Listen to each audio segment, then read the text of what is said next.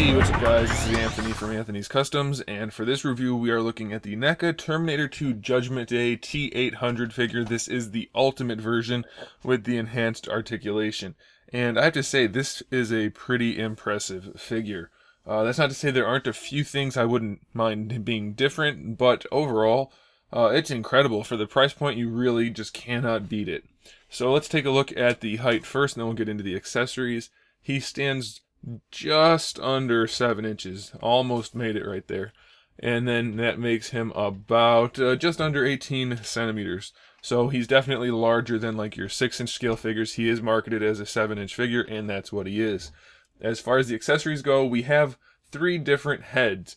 I think I actually swapped him out. This one might be the one that he comes with in the package, comes with on his body already. Wow, okay. I don't know what's going on. There we go. That's my fault. Yeah, so we have the unglassed head. That's a new phrase. You can use that if you want to. So just this normal head. And it's actually a pretty good likeness. I think it looks really nice. Nice paint job also. You can see the eyes have actual pupils and irises.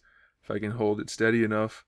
Everything looks good. There's shading in the hair. The sculpt on the hair looks good. Very, very much like the 90s Arnold. So that's very cool. So we have that head. And then we have the one that I already had on him that you already saw, which is the one with the glasses, which also, again, looks just like Arnold. No problems at all. Really, really happy with these head sculpts. And then the paint, really good. And then we have, of course, the head to recreate the steel mill scene if you want to do that with the T-800, which is also done really well.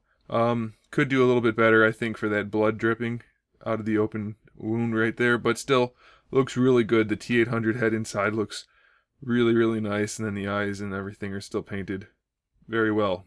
Very pleased with the different head sculpts. We have a few different weapons. Let me pull the camera back just a little bit. So we have the 45, which he had. Well, I'm assuming it's a 45. It looks like a 45. So we have that. I want to note the weapons. They are generally, or at least the ones I got, were all pretty warped in the packaging, so I had to go at them with a hairdryer. So you can see here that the trigger guard, just a little bit of warpage going on still, but it's not too bad, and you can definitely fix it with a hairdryer, so no big deal. Then we also get the little grenade launcher, which is a nice piece. Nice paintwork throughout the stock. You can see definitely the silver barrel is painted, and the strap is painted green with all the buckles painted. This one was really warped because it's made out of the softer material since it's all one piece. It still has a little bit of a curve to it, but again, the hairdryer fixed it up for the most part, so that's pretty good. Nice accessory. We get the shotgun, which is from earlier in the movie for the most part, which is also a nice piece. Again, they painted the wood up real well, and then the metal looks really nice. This one wasn't too warped, but again, if you wanted to, you could heat it with the hairdryer and have no problem with that. And then lastly, we get this. And there's one other thing that I have to show you, but it's not really an accessory, but it kind of is, so I'm saving that for last. We have the minigun with the pouch, all detailed up, lots of nice paintwork on there. And then we have the ammo belt, all painted. And then we have the gun. Now this thing was really, really warped in the package. The barrels were all bent, and this thing was bent, and it still is. The handle part is still a little bit crooked for me, but it's not enough that I'm going to freak out about it. It would have been nice if they used maybe a firmer plastic, but then you run the risk of actual breakage rather than just getting bent. So I can see the pros and cons to either one, and as long as it warms up and ends up going back into shape, which mine mostly has, I'm okay with it. So we have that. And we'll look at that on the figure in the picture section at the very end. And then this last one, which actually does come on him in the packaging, it's the belt for the grenades, which is a soft piece, and it's all painted up nicely. These do not come out, so don't expect that. It's unfortunate, but I imagine that would just cost way too much. We have the buckle painted back here, and that does come on him in the package. If memory serves, I kind of just tore it open real quick because I wanted to get the figure out. But obviously you can take it out. So with all of these different accessories, you will be able to recreate various different scenes from the movie, whether it's just before the Cyberdyne part, or just after, or during, or the steel mill, whatever. As long as you don't want to do the part with his arm getting torn off, you can pretty much do it. And even earlier in the movie if you want to. But I will point out, he does have all of the bullet holes in his jacket, so if you want to go too far early in the movie, it won't be accurate, but still really cool. Okay, so let's look at the figure. Obviously, the sculpt work is just fantastic. Like I said, you see all the bullet holes, all the wrinkles, and just everything looks like it came right out of the movie, so that's really, really cool. Again, the likeness is good. The different wrinkles in the different types of material is good. Paintwork is on point. Maybe a little bit heavy on the brown dry brushing on the jacket, but that brings out all of the nice sculpted details, so yeah, I'm not really going to complain about that. All of the zippers are painted, all the buttons and rivets and things.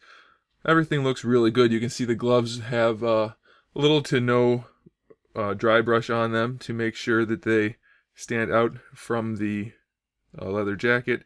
Pants are slightly different than the jacket also, just a little bit less. It looks like that might just be a production thing. Zippers and buckles are painted up nicely on the boots. So very, very nicely done.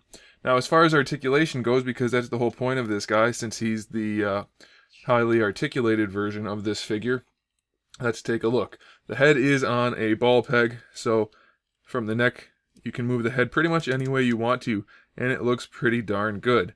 I'm pretty happy with that. Shoulders are on your standard ball hinge. They don't have the greatest range of motion. You're not going to get them up too much higher than that, but you can bring them all the way around, and the jacket is soft, so it's not really going to get in the way of anything.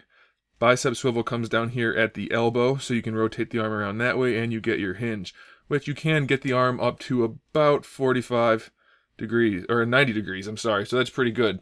The wrists are on ball pegs. They don't have very much range of motion, though, so don't expect too much out of that. The waist has a swivel, no ab crunch, but you don't really need it, so that's okay. The crotch piece is a soft piece, so you can use your ball hinge hips and get the legs all the way up, pretty much all the way forward, a little bit back, out to the side, almost all the way. So really nice range of motion in the hips. That's one of the new improvements on this guy. You do get a thigh swivel in there. And now here's the interesting thing about this figure, which is one of the things I don't actually care for because I'm not sure I don't understand why it exists.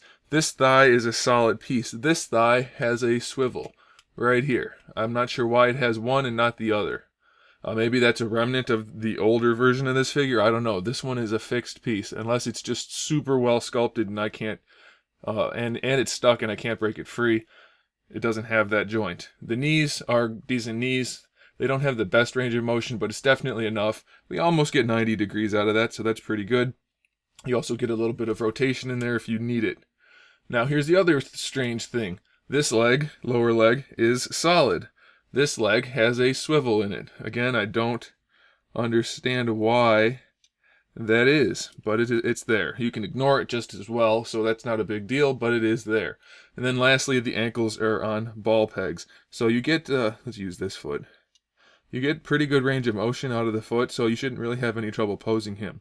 Again, he's not going to be the most dynamically posed figure, but he's definitely got enough range of motion to make him look good on a shelf.